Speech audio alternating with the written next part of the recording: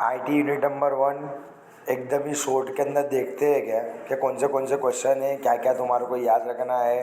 ठीक है, तो आईटी के यूनिट नंबर 1 के अंदर एक इम्पोर्टेंट तुम्हारा क्वेश्चन आता है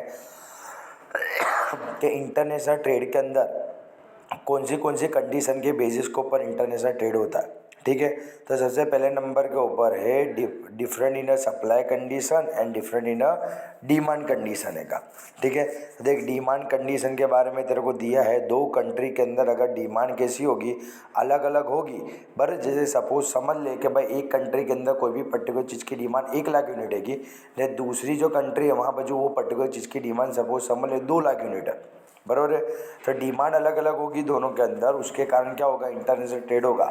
उसके साथ साथ दोनों कंट्री के अंदर सप्लाई का भी कैसा होना जरूरी है, चेन अलग अलग होना जरूरी है।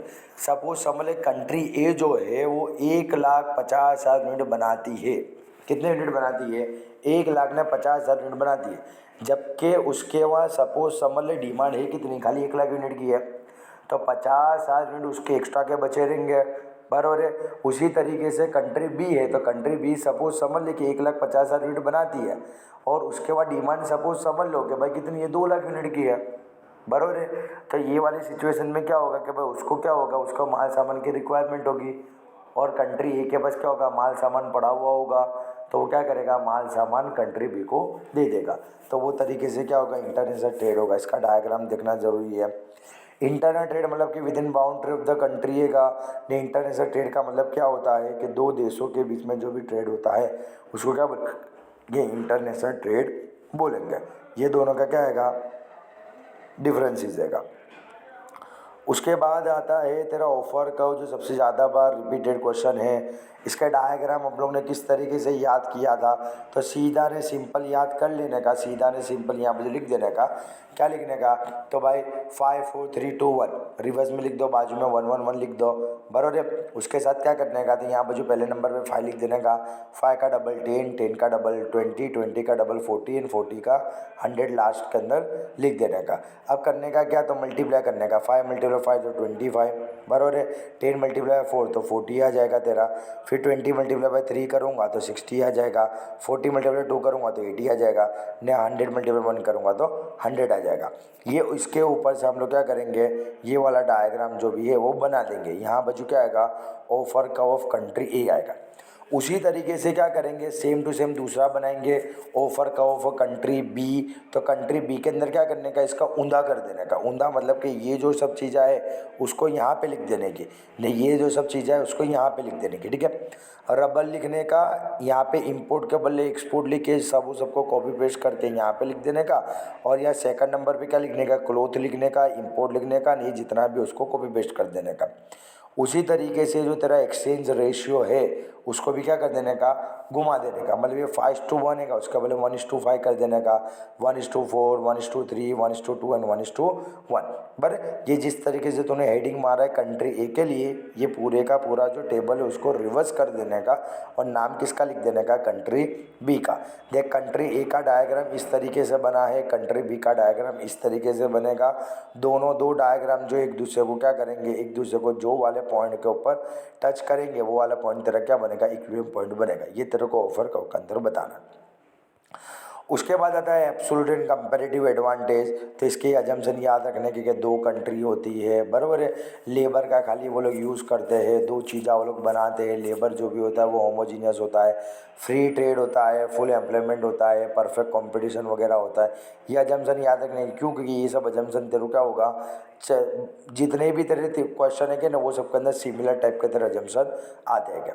ठीक है, अब यहाँ पे हम लोग क्या करेंगे, तो भाई absolute cost advantage. Absolute cost advantage के अंदर क्या होगा कि भाई इंडिया है, मलेशिया है, क्लोथ है ना, रबर है। इंडिया क्या कर सकता है, का तो 100 क्लोथ बना सकता है, का तो 50 रबर बना सकता है, का तो मलेशिया क्या कर सकता है, 50 क्लोथ बना सकता है और 100 रबर बना सकता है। ठीक है, बराबर है। अब सपोज समझ लो इंटरनेशनल ट्रेड तो हुआ नहीं है का, तो दोनों दो को क्या करना पड़ेगा, दोनों चीज़ें बनानी पड़ेगी। सपोज समझ लो दोनों कंट्री क्या करती है, दोनों चीज़ें बनाती है, आधी आधी बनाती है, बराबर है। मतलब जितने भी लेबर है, आधे लेबर को क्लोथ बनाने में लगा देती है, आधे लेबर को रबर बनाने में लगा देती है। तो आधे आधे लेबर क्या करेंगे, काम करेंगे, तो ये 100 के बदले कितना बनेगा, 50 बनेगा। ये 50 के बदले 25 बनेगा, ये 50 के बदले 25 बनेगा और ये जो हैगा 100, उसका बोले ये कितना बनेगा, ये 50 बनेगा जब इंटरनेशनल ट्रेड नहीं होगा। तो अभी लोग का प्लस कर देंगे तो 75 ये साइड भी 75 हो जाएगा। बट अगर हम लोग इंटरनेशनल ट्रेड करते हैं, मतलब दोनों कंट्री मिलकर ट्रेड करेगी, तो हम करेंगे क्या, तो देख इसके पास, इंडिया के पास जितने भी लेबर अवेलेबल है उससे वो क्या कर सकती है, इंडिया का तो क्लोथ बना सकती है, का तो रबर बना सकती है। मलेशिया क्या कर सकती है, क्लोथ बना सकती है, का तो रबर बना सकते हैं। हम करेंगे क्या, तो देख इंडिया जो है अपने उतने ही लेबर का यूज़ करके क्लोथ 100 बनाती है, रबर 50 बनाती है। दोनों में से अच्छा क्या बनाएगी, क्लोथ। तो हम उसको क्या बोलेंगे, तू क्लोथ बना। मलेशिया को क्या बोलूँगा, तू रबर बना। अब ये दोनों क्लोथ एंड रबर बनाएंगे, मतलब बाकी की चीज़ें तो वो लोग नहीं बना सकते, ठीक है। तो क्या हो जाएगा, ये टोटल 100 हो जाएगा। यहाँ मुझे भी टोटल इसका कितना हो जाएगा, 100 हो जाएगा, मतलब टोटल हो जाएगा कितना, 200। जबकि हम इंटरनेशनल ट्रेड नहीं करते तो 150 बनता है, इंटरनेशनल ट्रेड करते तो 200 बनता है। इसका हमारा क्या होता है, 50 का फ़ायदा होता है। अब हम लोग उसको करेंगे क्या, तो उसको हम लोग को क्या करना पड़ेगा, दोनों कंट्री को दोनों चीज़ें तो क्या करनी पड़ेगी, यूज़ करनी पड़ेगी। भारत दोनों चीज़ों को को रिक्वायरमेंट है, तो हम क्या करेंगे, एक्सचेंज करेंगे। एक्सचेंज के लिए क्या क्या रेशियो है, 1:1 का रेशियो है, ठीक है। उसके साथ मैं तुम्हारे को दूसरा रेशियो लिखवा था 1:2 एंड 2:1।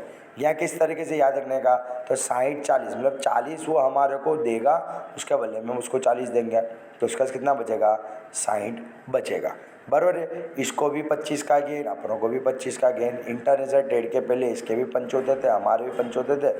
अभी क्या हो गया, दोनों के 100 हो गए, तो दोनों को क्या होगा, 25-25 का गेन होगा। दूसरा मैंने तुम्हारे को एक्स्ट्रा में लिखवाएगा 1:2 कर देने का, मतलब हम 1 देंगे तो वो हमारे को 2 देगा, मतलब हम 25 देंगे वो हमारे को 50 देगा।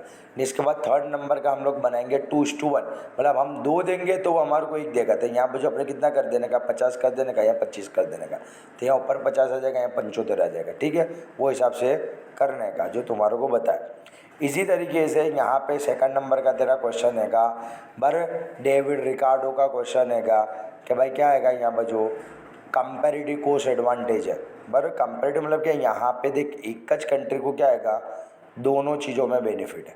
इंडिया क्लोथ भी अच्छा बना सकती है, रबर भी अच्छा बना सकती है, जबकि मलेशिया दोनों चीज़ अच्छी नहीं बना रही है, ठीक है। तो ऐसे वाली सिचुएशन के अंदर हम मलेशिया को बोलेंगे कि तू दोनों में से क्या अच्छा बना सकती है, तो मलेशिया दोनों में से रबर अच्छा बना सकते हैं, तो हम मलेशिया को बोलेंगे तो रबर बना, हम क्या करेंगे, हम क्लोथ बनाएंगे, ठीक है। अगर इंटरनेशनल ट्रेड नहीं करते हैं तो क्या करना पड़ेगा, देख हमारे को ये चीज़ें बनानी पड़ेगी, बराबर। इंटरनेशनल ट्रेड अगर हम लोग करते हैं तो हम क्या बोलेंगे, भाई तू ये बना, क्योंकि तू दोनों में ये अच्छा बना सकती है, तो तू मलेशिया तू ये बना, हम क्या करेंगे, ये वाला बनाएंगे। और वो हिसाब से हम लोग बनाएंगे जैसे हम लोग ने ऊपर देखा, ठीक है।